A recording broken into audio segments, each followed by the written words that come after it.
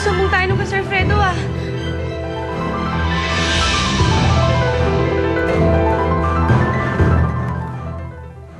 Dahil ang PLDT...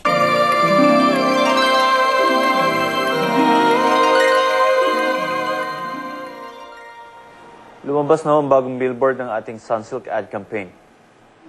As you all know, we use another model. Si Betty Salcedo. She is one of the top commercial models in our country right now. Okay naman siya. Pero sa totoo lang, Hildo, mas gusto namin yung unang babae, yung hinahanap mo. Okay ka lang ba? Ha? Sa tingin mo? Hindi. Oh, alam mo naman pala eh.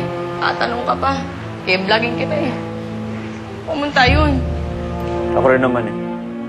I still want that girl. But don't worry. Hindi ako sumusuko. Something is telling me, mahahanap ko tong babaeng to.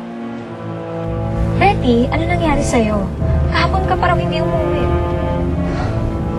You won't believe what happened to me. Kinulong ako ni Isabel sa bodega. Can you believe that? What? Bakit naman niya ginawa yun? Dahil natuklasan ko ng sikreto niya. Yes. The one and only. Ang mapura is ang mapura. Ilang linggo ka nang pinapahanap ni Ina.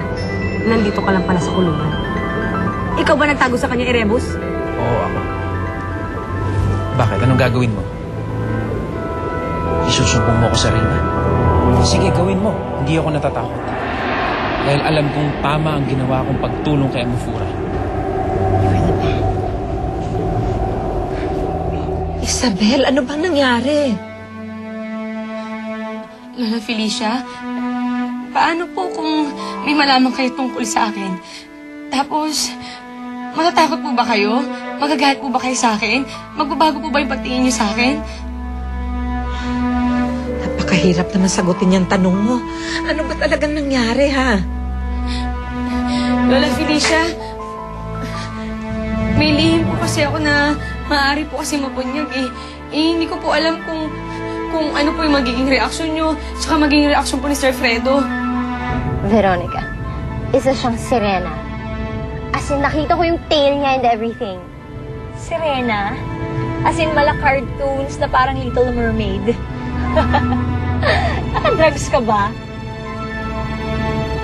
Dapat umalis na tayo dito, Isabel. Iwas po sa ibaga. Mali. Mali ang tinatakasan niyo ang problema. Kung ano man ang kinakatakutan mo, harapin mo. Labanan mo ang takot mo, huwag mong takbuhan. Veronica, hindi ako nagbibiro. Tignan mo yung nangyari sa akin. Okay, fine. So, Serena si Isabel. Oo nga. Siya yung babae na hinahanap ni Gildo at ni Fredo. At saka kung ano man niya sinasabi mong sikreto, sigurado naman akong matatanggap din namin yan. Inak puno ng Felicia. Promise. Hindi madaling tanggapin yun. Try nyo lang. Hindi pa rin tama yung basta na lang kayo aalis. Ano na lang sasabihin ni Sir Fredo? Pagkatapos ng lahat ng ginawa niya para sa inyo, pinagtanggol niya kayo, itinago niya kayo, kinupkop. Tapos basta mo na lang babaliwalain, ha, Isabel? Hindi naman po sa ganun, Lola Felicia. Pero hindi ko na po talaga alam kung anong gagawin ko. Iisa lang ang mukha nilang Isabel. So, maganda pala siya, ha? No, hindi siya maganda. Freaky kaya niya. Mukha siyang impacta. Huwag ka na lang umalis, tutulungan kita. Talaga po, Lola Felicia. Pero mapapahama kay Isabel. Kaya natin tumakas dito. Baka magkabistuhan na talaga eh. At hawak ko ng lihim niya. Ang lihim na makakasira sa kanya. And I can't wait for Fredo to find out.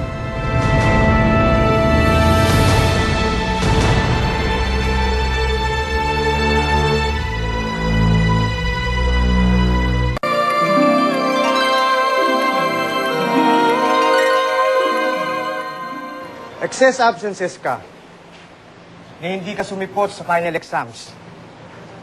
Wala na talaga akong magagawa kundi baksa ka, Paulo.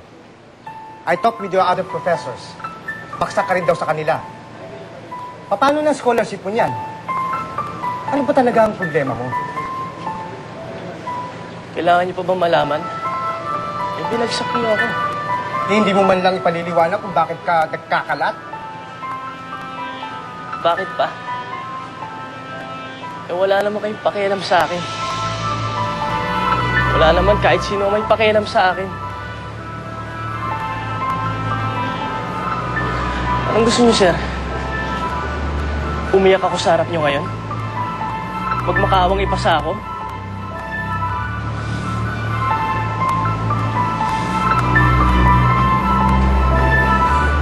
Paolo.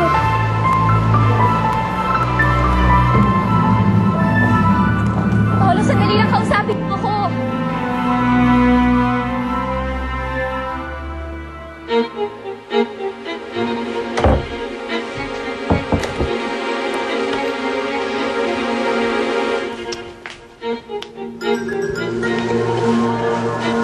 Isabel! Bakit ka nagising? Inaalala ko kasi si Betty. Mamaya, sunumbong na tayo kay Fredo. O baka nabisto na tayo ni Sir Fredo. Pag nakapagsumbong na yun, dapat sumukan dito si Sir Fredo. Eh, wala pa naman eh. Huwag ka na praning. Baka wala pa alam yun si Sir Fredo. Eh, ang problema nga, di ba ang sabi ni Betty, hindi niya patatagalin yun. Sasabihin at sasabihin niya kay Sir Fredo. I will do that, yeah. Okay, I'll call you later. You have a nice day. Thank you. Bye-bye. Oh, hi, Miss Betty. Good morning. Oh, you look so lovely today. I love your shoes. Oh my God, congratulations. I heard you're the newest model of Sunsilk. Siyempre naman, wala namang ibang babagay doon kundi ako. Listo ka? Baka magkaletse-letse ng lahat? At pag nangyari yun, susuklaman niya ako, panidirihan niya ako. Ano kayang gagawin ni Sir Fredo? Are you here for the meeting with Sir Hildo? No, I'm here to talk to Fredo. Nasaan ba siya? Oh, ma'am, I'm so sorry. I cannot do that right now. He's not in at the moment. I'm so sorry for that. What?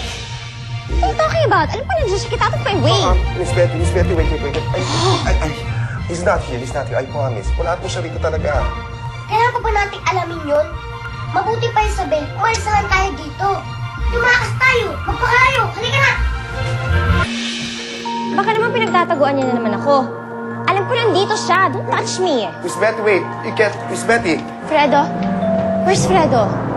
Betty, what happened to you? Anong ginagawa mo? Tumakas tayo!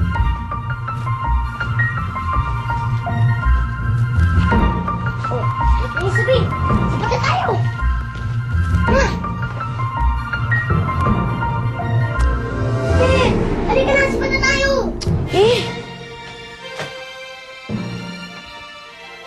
Ano kaya kung sabihin ko na lang kay Sir Fredo yung totoo? Yung lahat ng totoo. Tsaka yung ginawa natin kay Betty. Buti nandito ka. Gusto ko makilala ng mga kliyente. They want to congratulate you for being the new Sunsilk model. I'm sorry. I'm really sorry. I'm looking for Fredo, okay? I'm sorry. Kailangan ko talaga makusap si Fredo. Magagalit yun! Boboy, mas gugustuhin ko nang magalit siya kaysa hindi niya malaman yung totoo. Isabel, siguradong may ibang tingin sa'yo ni Sir Fredo. Pag nalaman niya ang totoo, ikaw rin naman nagsabi sa akin, di ba? Na hindi ito patatagalin ni Bruha na yon. Magsusumbong siya na magsusumbong!